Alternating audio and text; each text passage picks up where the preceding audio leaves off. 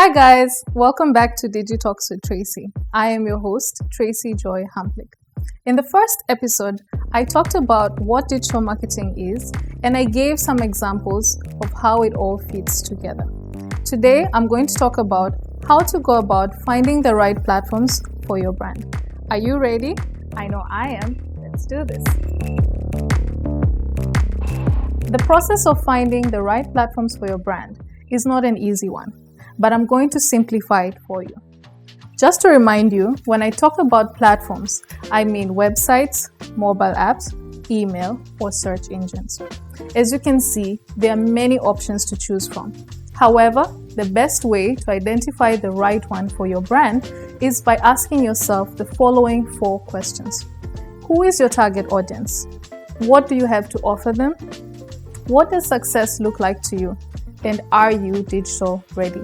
I'll start with the first one. Who is your target audience? Here you need to start by identifying their demographics. I'm talking about their age, their gender, their location.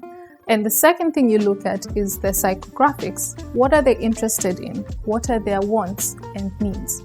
Once you've identified the two, you will then need to conduct some in-depth research because you need to determine what platforms they use on a regular basis. And here is where you establish their presence. The second thing you need to determine is why they frequently visit these platforms. And here you determine their purpose. The third thing is their behavior when they're logged into these platforms. You will notice that your audience has a particular pattern. And most important insight of all is what opportunities are available for you to connect with them. Once you've gotten all these insights, you can use this information to create what we call an audience profile. Let's say you have a retail store and you have a specific collection for teenagers. The demographics would be anyone between the ages of 13 to 18, 19, correct? The next thing you look at, what is the gender? Is it a specific collection for females or is it a mixed male and female collection? And the next thing you look at is the location. Are you countrywide or is there a specific region that your retail collection will be available? Then look at the psychographics. Teenagers have a lot of needs and wants, and this is the point where they're going through a lot of peer pressure. You need to keep that in mind. So in your collection, does it bring out the confidence in them? Would it be something that their friends are talking about? Because that comes into play for that type of audience. Then let's look at the type of platforms they are currently on. You will find them on TikTok, you'll find them on Instagram, and in some markets you'll find them heavily active on Twitter. Facebook, not so much. Now you know the platform that they're actually present on. The next thing you look at is what is their purpose? Why are they logging into these platforms? Again, I told you teenagers are going through a lot of things in their life. So they're probably seeking attention, validation. Some of them are looking for inspiration, motivation. It really depends on the type of teenager that you are looking to reach. The third thing is, what is their behavior when they're logged in? Do they actually ever log out? Are they constantly on these platforms? How much time do they spend? Let's say if they're on Instagram, what are they looking at? Are they searching for actual fashion brands on Instagram, for example, because you are a retail store? The fourth thing is, what opportunity is there for you to connect with them? You could put up a post, let's say, telling them about your retail collection. Or maybe you could do a video. You could do a longer video on IGTV, for example, that shows them the different colors and cuts and styles. So this is what I call the opportunity for you to connect with them. Let's go to the next question. What do you have to offer them? Initially, I talked about the fact that you are a retail store and you have a collection for teenagers. That is your unique offering. Somebody else out there with a different brand has their own unique offering. And this offering could be for a product or a service. Whatever makes you stand out from the rest is what I'm talking about. Now, it is important to know this before you go choosing platforms. You need to ask yourself, is this offering something that can be provided on these digital platforms? For example, if you have a store and a website that can enable someone to purchase this collection directly on the website, then digital is definitely for you. Let's say you cannot do that at this particular time. You need to find other ways to direct your customers to a place where they can actually get these outfits. For example, you could have a social media post that's encouraging your audience, the teenagers, to visit your store located at a particular spot. Or you could partner with influencers that come and visit your store and record a video. So you're not really delivering the offering on that platform, but you've navigated and found another way to get them to come to your store. You also need to factor in the user journey. What do I mean by user journey? I basically mean the process that your customers will need to go through to be able to access whatever it is you're offering. I gave an example of a website. A lot of times you are really interested in a product, you log into this brand's website, and the journey goes very smoothly. You've selected the outfit, you know what the size, you know how many you want to buy, and you know the price. But then at the checkout point, everything you enter does not actually get fulfilled. You keep being returned back to the checkout page. That is not a good experience, and it's the user journey that I am talking about. What is the experience from start to finish? This is very critical because the platform you choose will determine the end goal that you have in mind. If you chose a website, make sure that the website actually delivers this offering from start to finish in a seamless way. Sometimes you might need to tweak the process or find better ways to overcome these limitations. For example, your website could be okay on laptops, but not okay on mobile phones. That means you need to find a way to create a mobile version of your website. Let's say you cannot tweak this process at a particular point. You could consider partnering with other e-commerce vendors. Let's say you could upload your details on a platform like Piki, and they could actually handle that for you on your behalf.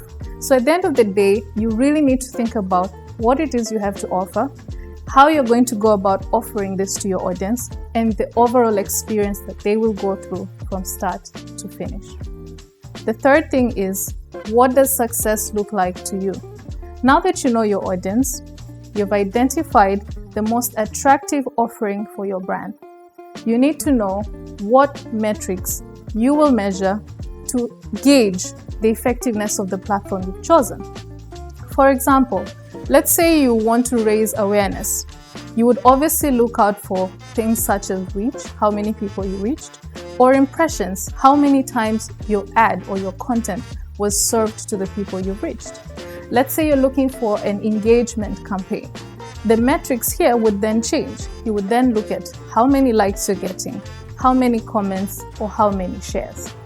There are cases where what you consider as a success metric can actually not be measured on this particular digital platform that you've selected. Should this happen, you need to find ways for you to attribute your efforts and your investment on this platform to the success indicator that matters to you. What do I mean? For example, you have a campaign and you have like 10 influencers talking about your product, but then you cannot really measure which of these influencers is giving you the best results. How you could navigate this? You could create a unique link that each influencer will be given. And from that, you can actually track which of these 10 influencers is bringing you value for your money. So this is also something that you need to keep in mind, because you might not be able to measure every success factor on this platform, but there are ways to navigate this. The fourth one, and this is the very important one, are you digital ready? A lot of people think that having multiple social media pages and a website means being digital ready. In my opinion, being digital ready is more about consistency and commitment. You need to be willing and able to commit long term. What are you committing? You're committing your time, your effort, and your money, because you need all three to manage these digital platforms that you have selected. If you don't have the ability or you're not willing to commit long term, then digital might not work for you, because these platforms are there and they're there to stay, and they keep evolving over time. So you cannot go about it without consistency and some form of commitment. You also need to actually have the right structures, systems, and policies in place to sustain them effectively. I'll give an example. If you have a brand, and it's a big brand that actually caters to so many target audiences in the country, for example, you are a telecom. With telecoms, you have different products, and these products serve different needs. You need to actually have a team in place to handle customer queries. Because if you have a social media page and people are complaining about a particular product, if you don't say anything about it, you don't reach out to them and you don't follow up, then what will end up happening is that either you will lose customers or you're giving the business to your competitors. So you actually need to invest and have a team that will handle these customer queries. Let's talk about systems. You are a retail store, you have a website, and people are buying from that website. You also need to think about how these products are being delivered to the customer. That's where you start thinking about logistics. You're going to have riders delivering this product to the customer. You need to have policies. What is the return policy? Let's say I'm a customer and I did not like the item that was delivered to me. You need to think about all these things in order to sustain your digital platforms. Because remember, I talked about the user journey. If you are not really digital ready, then you will for sure be delivering the worst experience for these customers. So if you're planning to explore or invest in digital marketing platforms for your brand, I would recommend taking as much time as possible to answer these 4 questions. I'll repeat them. Who is your target audience? What do you have to offer them? What does success look like to you? And are you digital ready? By doing this, you will be enabling yourself to get things right from the get-go. In the next episode, I will dwell on the debate between content versus context, and I will explain how each of them comes into play. You don't want to miss this one. Let me know in the comment section what you love most about today's topic. And if you have any questions, just shoot and I'll answer them as soon as I can. If you have not done that, follow me on Instagram at DIGITALKS_with_Tracy.